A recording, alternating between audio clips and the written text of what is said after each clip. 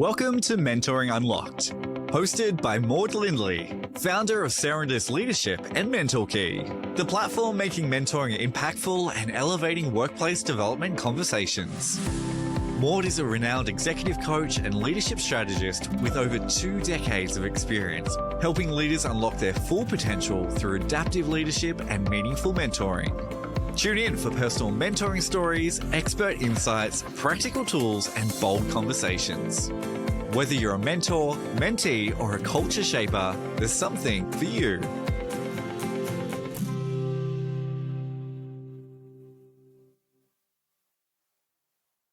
Heath McPherson, good morning. Thank you so much for joining me today on the Mentoring Unlocked podcast. I'm looking forward to the conversation. You have a very rich and diverse career currently, and it's congratulations this week. You've just been promoted to Chief Operating Officer of InCorp Advisory. I'm looking forward to hearing about your career, which spans education, not-for-profit. Tell us about the golden thread throughout your career. I have had quite an eclectic mix of roles and industries. So I randomly started in insurance, which is quite strange. So I studied an undergraduate in exercise science. Funnily enough, I always had a love of sport, a love of human movement, science, and I guess just the human in general. And so. Yeah, I started in workplace rehabilitation. So insurance was a big industry. Oh, so working for an insurance company. Helping people get back to work, injured people get back to work. Fantastic. So, that was probably the first 7 years of my career was working in that setting. I had a variety of leaders during that time, and I ended up really resonating with. I remember very clearly a strong conversation one of those leaders had with me sort of 3 or 4 years into my career. I was at the time working between 2 different bosses, 2 different managers. And she pulled me in and she was like, look, I can sense that you're not really kind of pulling your weight or putting your best foot forward. Like I was probably at mid-20s, first strong performance conversation that I'd had. And I think admittedly I didn't really know what was expected of me and I was kind of just floating around the ether. Yeah. So she had this really kind of clarifying conversation with me going, if you want to come along with me I think you'll be great, but I need you to do A, B, and C. And I'm like, finally, some clarity and direction and some feedback. Right. So, she was the first really rich leader in my life and still is a great friend today. A mentor. Exactly. Amazing. Exactly. And she is one of the, the key mentor figures in my life. So I grew really, really quite quickly in that industry in what's called sort of injury management, return to work health and safety. And I was always working under the umbrella in large organizations. So Boral and Spotless, big, sort of blue collar workforces where there's a lot of injury. Of course, on behalf of those insurance companies. Correct. So I moved from insurance into an in-house role with a lot of those employers. Yeah. And it was during that time I actually got, I was having a conversation with one of the HR leaders. I was at Boral at the time and she was like, have you ever considered like transitioning like into HR? It's like, oh, why do you say that? And she's like, you just have a way about people. You have a deep care of people. I can see that. And you're, in my role, I was working across all the different, business streams. Right. And, she said, I could see that, you have the respect of all the key senior leaders just by from blue collar to white collars. Yeah. From A to B, from the cleaner to the executive that you kind of, I can see that you care. And, so she's like, have you considered sort of HR? I was like, no, I hadn't, to be honest, but, and so that thought was kind of just floating around in me for a little while. And then I had an observation one day, when I was in, a leadership meeting looking at sort of the injury rates, across the different areas of the business that I was working in. And it clicked to me, there was a correlation between the quality of the executive leader of each of those businesses and the injury rate. Okay. And these could have been, these are some high risk businesses that you're working in, right? So, you expect a level of injury to occur, but there was one of the businesses with the highest risk rating of work had the lowest injury rate. And I was looking at their leader, and the leader had a deep care for people. They obviously had strong capability in their area, and I was like, it's culture. It's culture that actually impacts injury frequency, injury rate. Yes. So I think that the little prompt from the HR leader, and then the observation that culture is king when it comes to workplace injury. So I was like, I think I want a career change. I want to go into more generalized into HR. Right.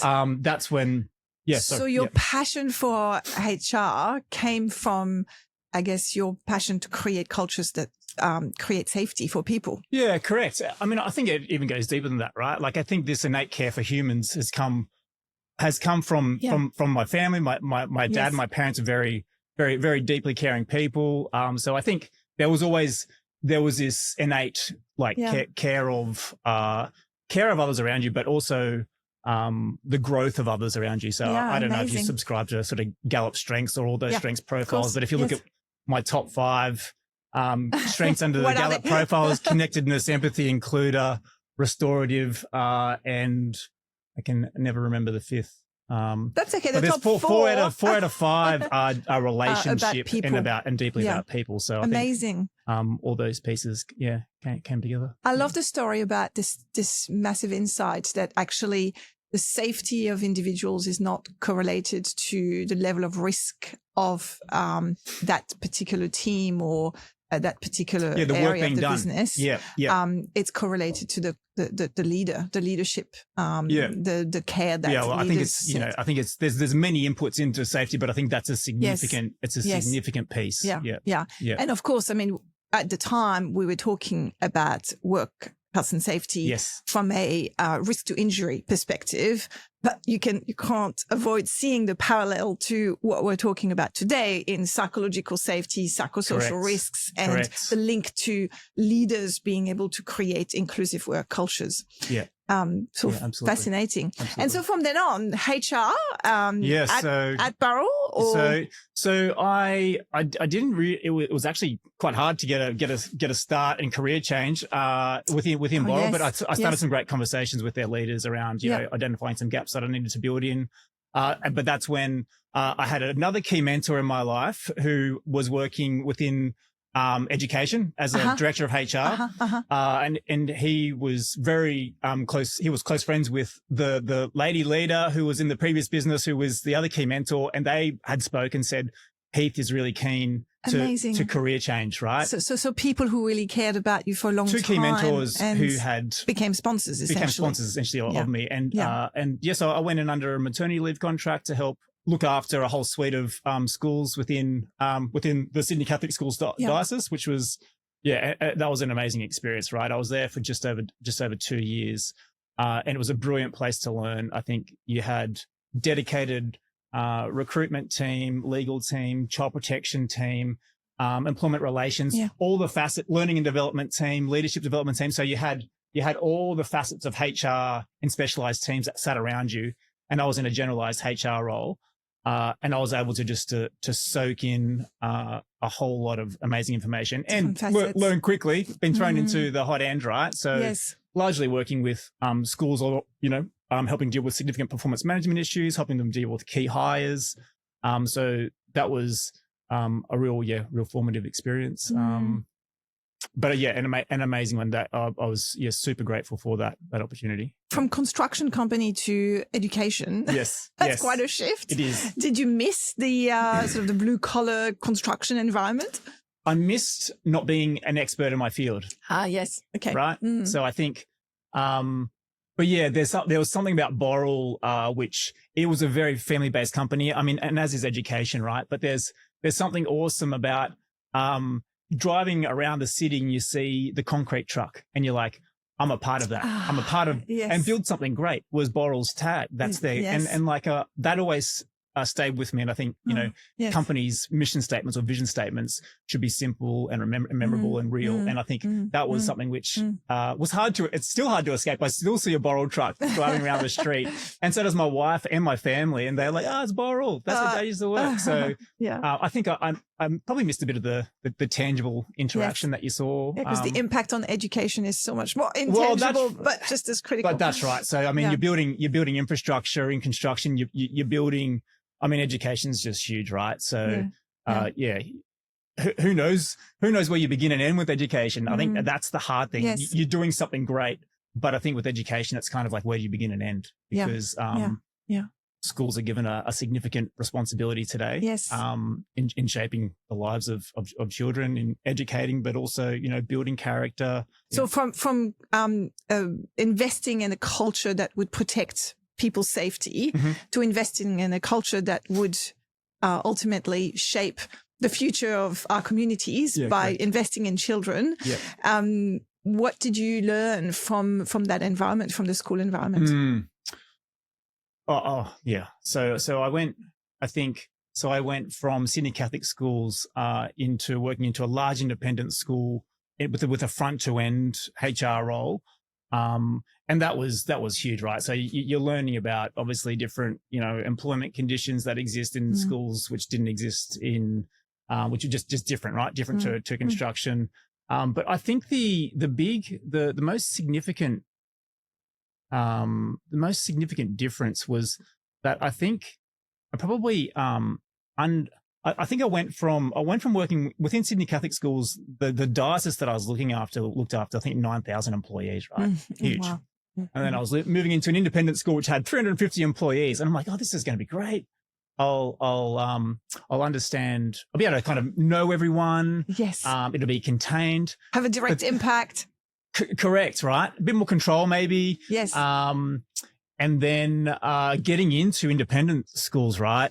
You have 350, maybe full-time staff, but then you have a cohort of casual staff, which is like 200. Then you've got volunteers. Right. Then you've got parents, and like the full community is thousands. Yeah. It's thousands of. So I think what I learned was the breadth and impact that schools have on not only students, but community is just huge. Right. Yes. Yeah. So that was one big kind of realization I had. The other was, schools, and I mean the concrete truck driver, agitator driver in Boral cared about their work, right? They cared about doing a great job, creating, building the foundations of a building or what have you. But teachers go into teaching largely because they kind of feel like they're called. It's like a vocational calling, right? So there's a deep identity that is formed between work and the person. Yeah. Okay. Because I think, and rightly so, right? The work that they are doing is super critical and foundational and formative of that child and how they'll be in the future, right? But what comes with having identity as a part of work is when things go wrong at work, things go wrong with identity. The hurt is felt very deeply. Okay. So I mean, I think, and I think. And you were supporting, potentially mentoring. Correct. Counseling, I would imagine, so at times. HR is, many things, counseling and just being able to listen well, and is a really important part. And I think, that's what I heard a lot when I was speaking to a lot of teachers and just random conversations, and everyone across the school is that, like it's, they love their work. Their work is important, and it's felt deeply when things go wrong. So I think a big part of what I try to instill in the culture is when is something a problem and when isn't it? How much can you let wash over you, and how much can you? How much can you? When should you? When is it a problem? When is it a problem? I mean, that's complex, right? And that's having good policy in place, having good process in place, having good leaders in place, having good meeting and communication structures in place. Schools are frantic places, right? So there's hierarchies and structures, but they're fluid, right? And when that occurs, communication's hard. So I think for me, as a mentor and coach to a lot of the teaching staff there and the non-teaching staff or support staff there, it was really just, I think the role is really just a matter of listening. A lot of the time people don't want answers, right? Because this is kind of maybe skipping to the fast five, right? But one of the books that I read, which was super helpful, which there was a big coaching team that existed within the school, right? Because coaching and mentoring was a big part of their fabric. Yeah.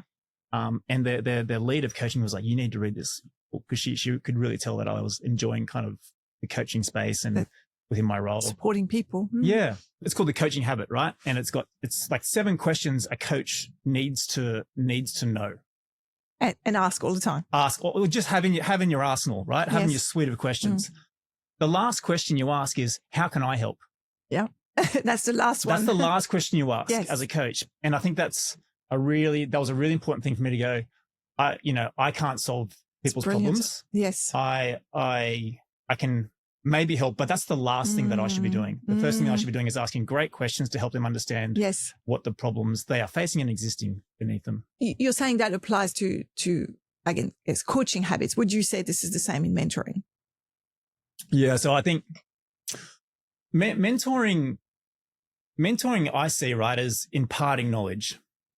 It's having there's a power dynamic that exists generally in my mentoring relationships, that when I look for a mentor, it's like, what don't I have that I need? And who has this? Yes. Right.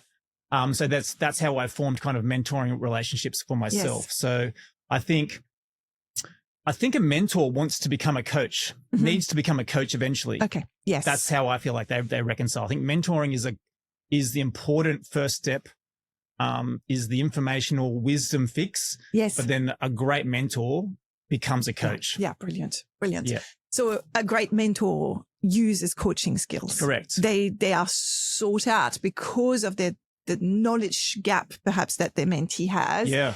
But the best way to impart that knowledge is through coaching skills. Yeah. Yeah. So I think when I'm asked a question as a mentor to go, what's the answer to this? I go, should I actually give this answer, or should I actually ask them a question? Yes. And what do you choose? Yeah. Well, I think I try to go, what is the actual question behind the question? Yes. Right. What is, we've kicked off a small kind of mentoring program where we are at InCorp, right? And the first part of that is, come to me and speak with me, and I'm going to go Andrew Denton on you and just get deep, right? So, did you watch the show Enough Rope? No. Yeah. So there's this guy, I think he's Andrew Denton. I think that's his name. He's the host of a show called Enough Rope, and he just asks great questions, right, gets deep with people really quickly.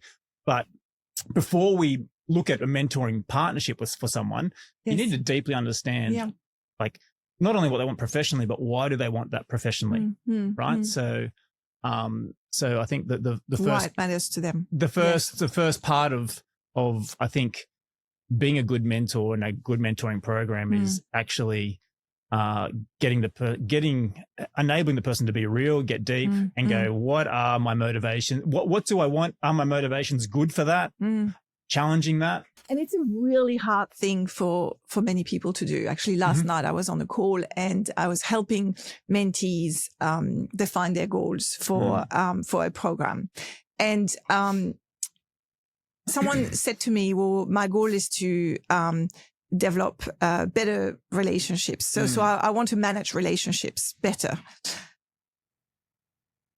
I found that a little bit dry. Yeah. I was thinking, what's behind this? And the person was struggling so much to tell me why. They didn't know, because someone might have told them they needed to develop their relationships. And so they thought, well, okay, that's what I have to do. Yeah. And the mentor is going to help me with that. My role was to help them help their mentor, essentially. Yes. So that they come to their mentor with the real deal, not just a little crumb. So the power for the mentor to be able to ask those questions. So what are some of these questions that you ask to get the person to come to the core, to the real aspiration, to the real meaningful opportunity for them? I think something which we've launch as a part of it's called our career development plan, which is like our performance appraisal process in InCorp, is we ask people, and it's optional, to do your professional purpose statement. Perfect. Why Yes. why do I do what I do? Yes. I've in the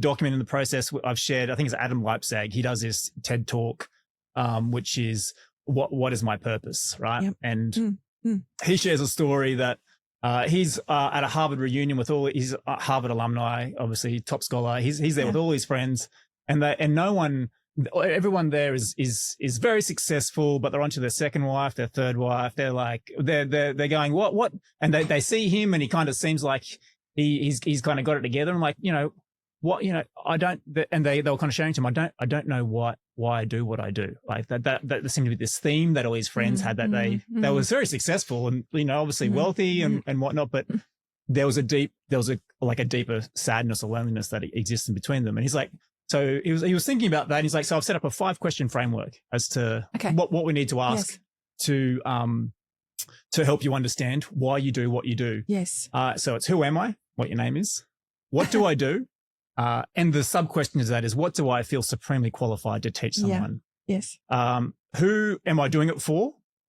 How does it change them? Yeah. And how does it change their family? Okay. So it goes from what you do, what you feel supremely qualified to do, to impact. Yes. Right? Yes. So I think they're the types of questions that I would take someone through at the beginning and to help them understand why they do what they do. Because I think once that's brought into place, so I think that's one sequence of questions which is helpful. And the other is like this sing sting, I call it. So what makes your heart sing? What stings it? So, and this is kind of like a values. It's like a values kind of question. I love right? that. What makes your heart sing? What makes it sting? What makes it sting? Sting. And love it. And so simple, right? And it sticks. And we ran this in a value setting process as well with work, and that helps people go, when everything's going great, what is it? When my heart sings, what's going on around me? Right. Yes. So what am I doing? What are people doing? What are people telling me? What are people telling me? Yeah. What kind impact of work am I doing? having? Totally, right? Yeah. So that's the sting, and the sting is obviously the antithesis of that. What are people saying? What's going wrong? So they're the things you want to get out. You want to cull those from your life, from your culture, from So amazing. I think So there are so many good insights here. I want to summarize a bit. So what we're saying is, even though a mentor is sought out because of their knowledge, the knowledge they can impart, which is missing from their mentee, the best impact they can have is through coaching skills, which is essentially asking more questions rather than providing help, because providing help at least immediately. Yeah. Because, I guess that's a good question for you. What's at risk when a mentor tends to want to help too early? I mean, it's just innate, right? Like we all want to help and we all want to have the answer. Yes. Well, I mean, I think what it does is it sends you down a road, which may not be the road that you actually want to be down or should be down, right? Yes. So I think the example you gave before is really powerful, right? Like the person who was saying, I want to build better relationships. It's probably because they've been given feedback by their leader to say, if you need to get to the next level, you need to build stronger relationships. Yeah. Well, that's what I need to do. What if this person, right, for example, is an introvert, is a technical master, doesn't want to lead a team, doesn't want to lead people? Sure, they have to, understand that you got to be professional in the workplace and respectful in those things. But if you looked at their strengths profile, maybe they're all executors or they're all strategic, right? They don't necessarily want to do I'm talking about the Gallup profile, like execution and strategic are kind of like the more A plus B equals C, and then influencing and relationship building is more the people focus. Like unless you understand that, you entering too quickly can just enable people being miserable. Yes. Because I think the insight that I'm having in listening to you, which is connecting two things, if they don't know what their purpose is, it's going to be really easy for them to listen to their mentor say, you have to develop relationships, and to try and fit in, to try and pursue that if the mentor tells them what to do. Yeah. Particularly, as you said before, if it's someone who has more authority, more seniority, you will tend to have a massive impact on that person and actually lead them down a path that might not be theirs. Yeah, absolutely. So asking a lot of questions before you can actually provide help. And those questions you've given us two paths. One is helping someone define their purpose by asking them those 5 beautiful questions you've given us, and then asking someone to define their values. What makes your heart sing and what makes it sting? What are some of the stories that you could share with us of your mentoring, of you mentor as a mentor, where you've applied those principles and they've had a massive impact? Yeah, that's a good question. I think because my role, I mentor a lot without being a formal mentor, right? As a director of HR, you are never nominated internally in your business as a mentor because there's People a conflict of interest as well. There's a few things going on there, right? But I think in the conversations that I've had with people professionally, one of the questions in the Coaching Habit book, right, the second last question is, sorry, I think the second last question is how can I help? Yes. The very last question is what in this conversation was most helpful for you? Yeah. So I ask that quite a lot at the end of the conversations, right? Yes. Around when people are seeking advice and direction. Yes, it's a real mentoring habit actually to close off the conversation by saying, what are you taking away from this? And what I've done here has been the most helpful. And they've genuinely, the answer to everything is like, you've just listened and I feel heard. Just created that I feel space. heard. Right. So, I think being a good mentor at heart means you have to be able to create a safe space. You have to be a good listener, and you have to ensure that the person you are on the other end with feels heard. Because my long-standing mentors are those who I've known and trust and have deep relationships with, right?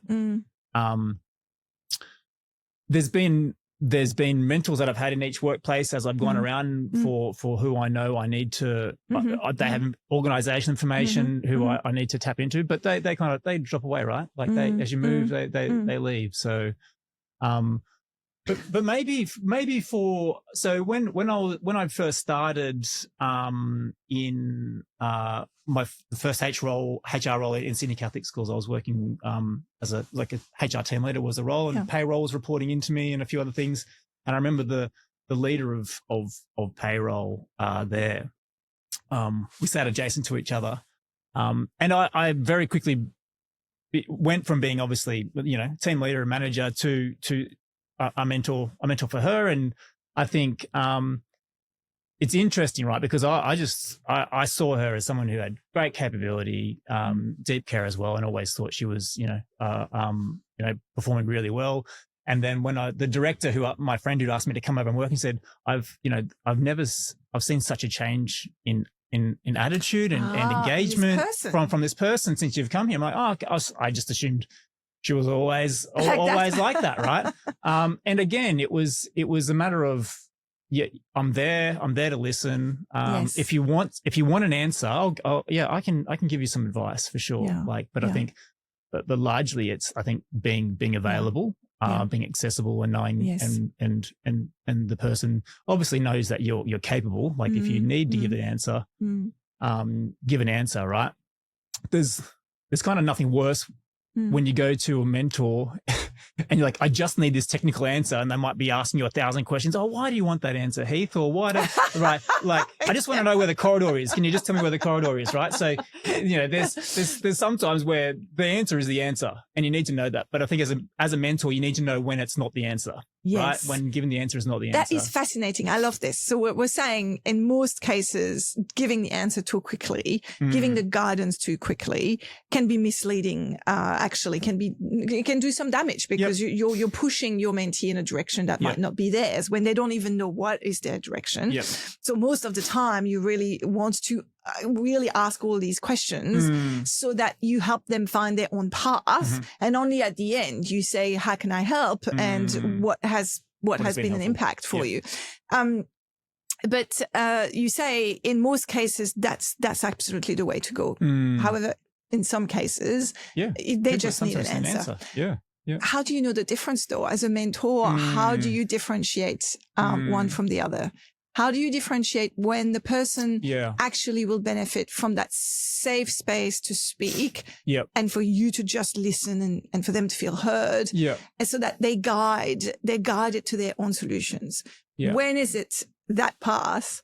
And when is it the path where, you know what, they just need me to tell them what to do? Yeah, I think if they're asking the mentor multiple times the same thing and the mentor was given the answer, but if they're asking, so in the workplace, if we give the example of a fluid mentoring relationship between an employee and a more senior peer sitting over here, and they go to this senior peer, oh, what's this complex solve for this particular tax problem?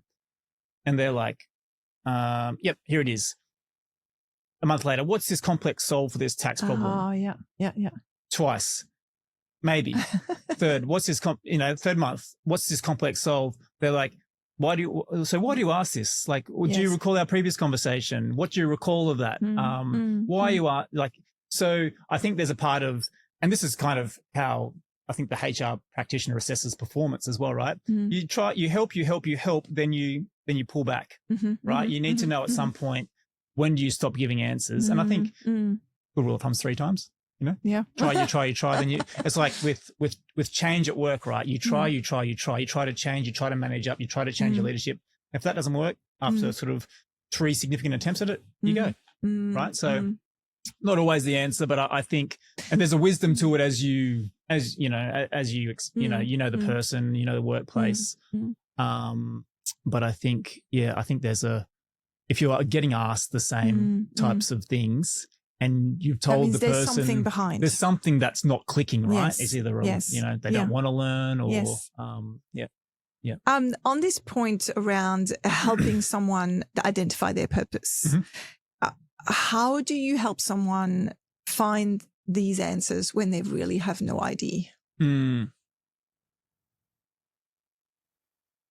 know, there's people who are so disconnected with, or not giving themselves the permission to actually go there to that deep level of meaning. Yeah. And as I said, like that's also, it's you're not going to get all that in a first conversation sometimes because the trust just isn't formed, right? Absolutely. So I think you just got to be patient. Yes. And you don't force it. Yes. Like, and I think what I would do is if I can't get substance out of someone, I would just say, I think what do you want out of this? Yes. What do you want out of this conversation, out of this arrangement? And then you're going to get something, because I think when one of the quick 5 questions is what can be, you know, what's wrong about mentoring? Yes. Or can be wrong about mentoring to programs, right? It's forcing people into them. So I think as a mentor, you got to, if you're coming in as a mentee, if you're coming in that you want something, let's start there. You know, if they're not going to give you the deep, if they can't kind of unpack the 5 questions, that's totally cool. Let's just start with, hey, what are you needing from this? And then that's you're in. You can go down the rabbit hole as soon as you get a question or something put forward in that. So that's a great advice to the mentors who are listening to us, who often are asked to join a mentoring program that's been organized by their organization. And as part of this, they really have to find their way to provide value to their mentee. And often the mentee doesn't know. They don't know how to navigate this. So you're saying the first question is, what do you want out of this? Yeah.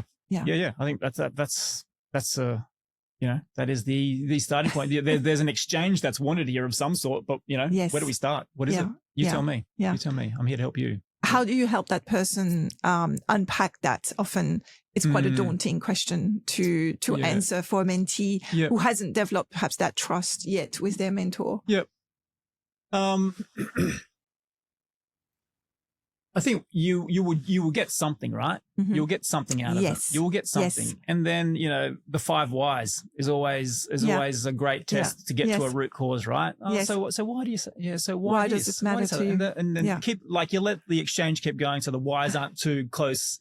And then when you find the next thread, so for example, if it's like, hey, I'm here because I want a promotion. Yes. And I'm like, oh, so why do you want the promotion? I want to get paid more. I'm like, oh, so why do you, and so you can keep having an exchange. Yes. Or what does the promotion look like? What's the role? What do you think the gaps are?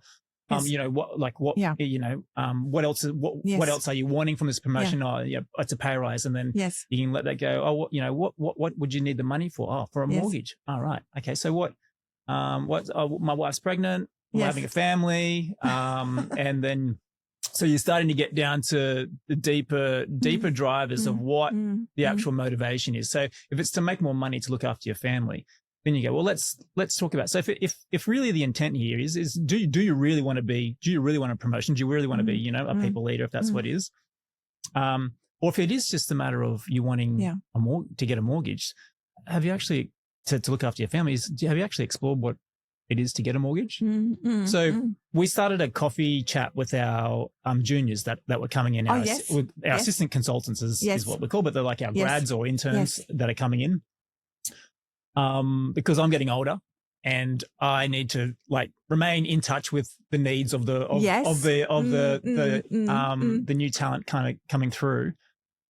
And I hear all these kind of all these things around the new generation. So Gen Y, Gen Alpha are wanting they want purpose of work, right?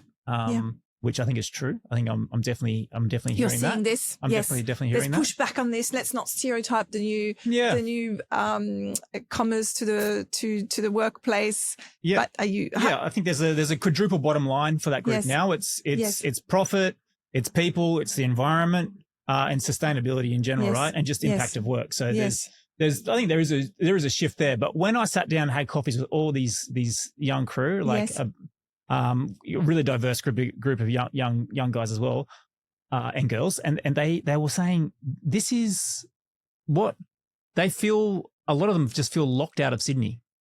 Oh yes, right. Of course, they're like, unless they're going to inherit a whole lot of cash. That's a main anxiety point. They're like, and that that's kind of why we'll go out to breakfast, we'll spend our cash, we'll go overseas because we feel locked out of owning a property in Sydney. I'm like, okay.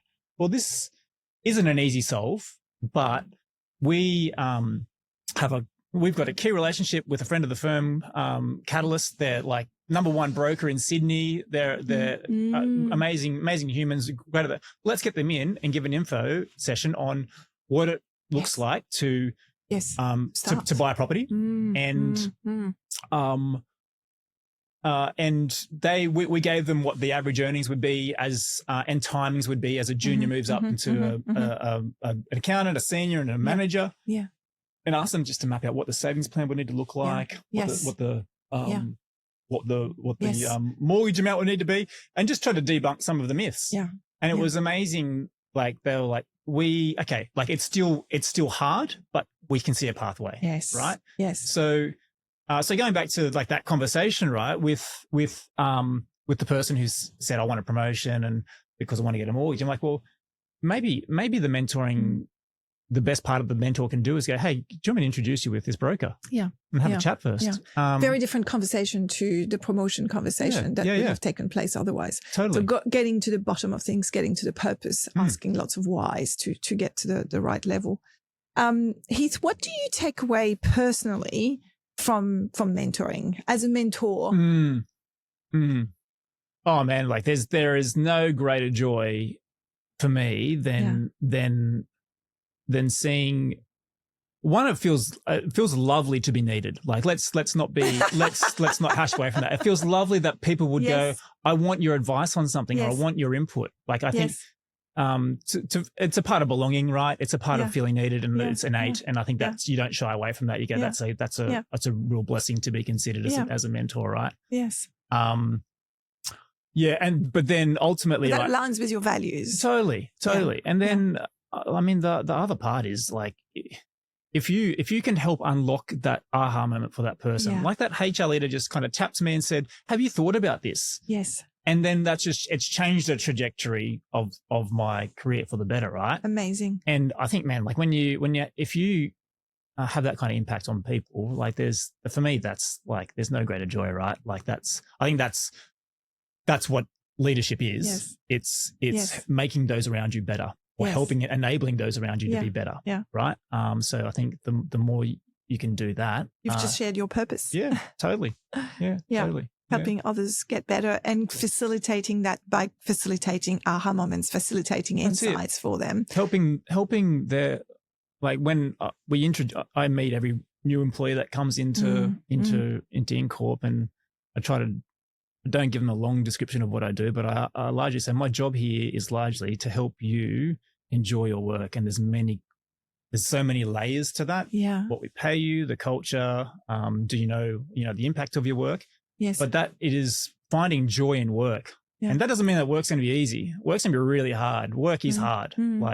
But in the hard is joy, right? So that's I think, that's brilliant. To share. Yeah. I love all the insights that you've shared with our mentors today who are listening to us, and mentees, to be prepared to have those profound conversations, because sometimes as a mentee, you come in and you just want the answer, but actually the real answer, the one that's really going to help you, and the one where you will really help as a mentor, is when you ask the why. What's your purpose?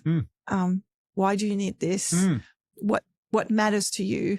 And when you achieve this, then only then you can really help. Yeah. Thanks so much, Heath. Awesome. Super interesting insights. Let's go to the fast five. Sure. You ready? Let's. Yeah. The biggest misconception about mentoring is that you need to know everything to be a mentor. Yeah. The knowledge. I think that's as a mentor, people would sometimes afraid to go. I don't. What if I don't have the answer? I'm like, no one knows. No one has all the answers. Yeah. That's why you have teams. That's why we have networks. That's why we have relationships. Today. That's right. What is the skill or the capability that is developed by mentoring that leaders cannot achieve otherwise? Yeah, I mean, I think it requires you to listen. It requires you to care, right? So I think if you're you learn by doing largely. So the 70-20-10 model, like you learn by doing, 20% you learn by your network, and then 10% by kind of formal learning. The more you're forced to sit down and listen to someone, the better you're going to get at it. So I think that's, active listening and eventually building empathy, right? Active listening, empathy. That's the hallmark of good leadership today. Perhaps something you've read or listened to, a podcast that has been particularly impactful for you as a leader. Oh man, I love starting books. I'm horrible at finishing them. All right. That's okay. Yeah. So, I think I've read a whole suite of books around just building strong relationships, which have been helpful. I think in this context, I think The Coaching Habit that I've referred to is a super helpful book to read. It's a 100-page read. The Coaching Habit gives you seven great questions to ask, and removes a lot of pressure from the mentor. Excellent. To have all the answers, because it puts a lot of the thinking back onto the individual. Brilliant. What do organizations get wrong about mentoring? Yeah, I think not allowing enough time for the right match to be made, right? So I think if you allow mentor and mentee to be kind of self-selecting, there can be a danger to it. Yes. I think you do want that to occur long term, because you want that rapport. You want the relationship and rapport to be built, right? But I think the way in which you spend time in understanding the deep gap, the deep need, and then the pairing, of who has this of what they actually need. So I think the pairing. Yeah. And finally, here's the future of leadership is. Wow, that's how do you answer that? The future of leadership without is thinking. Yeah, okay. I think it is dependent on the parents of our kids, I think. So this is kind of big, right? So we all have a parent of some sort or a carer. And I think the role of the parent informing who we are and how we lead is, I find myself turning more and more into my dad without even being able to, like, it's just something that happens without even being aware of it, right? So your values that are aligned to his, shaped by his, and your parents. So I think the parents have a huge part in the future of leadership, right? Yes. And if I can give one other part, I think the future of leadership is the ability for leaders to put pride aside. Oh, brilliant. So pride is, I think, the biggest workplace killer. Yeah. Ego. Yeah. Yep. Yes. The need to be better than the person next to you. I mean, pride shuts down everything. It creates anger in response when you're confronted. It destroys curiosity. I think pride is the biggest. If you can get people looking beyond themselves genuinely, then the rest will resolve itself. The world will be solved. Yep. Yes, I really do agree. Yep. I feel this could be the topic of our another podcast altogether. I would love that. There we go. Thank you so much for your time today. I know that mentors and mentees listening to us, and also HR leaders shaping mentoring programs will benefit a lot from your insights. Thanks so much for joining us. Pleasure. Thanks for having me. Yeah, appreciated it. Thanks for listening to Mentoring Unlocked. This podcast is powered by MentorKey, the platform designed to make mentoring impactful. If this episode unlocked inspiration within you, please follow, share, or leave us a review.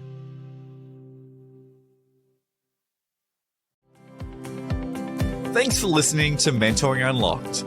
This podcast is powered by MentorKey, the platform designed to make mentoring impactful. If this episode unlocked inspiration within you, please follow, share, or leave us a review.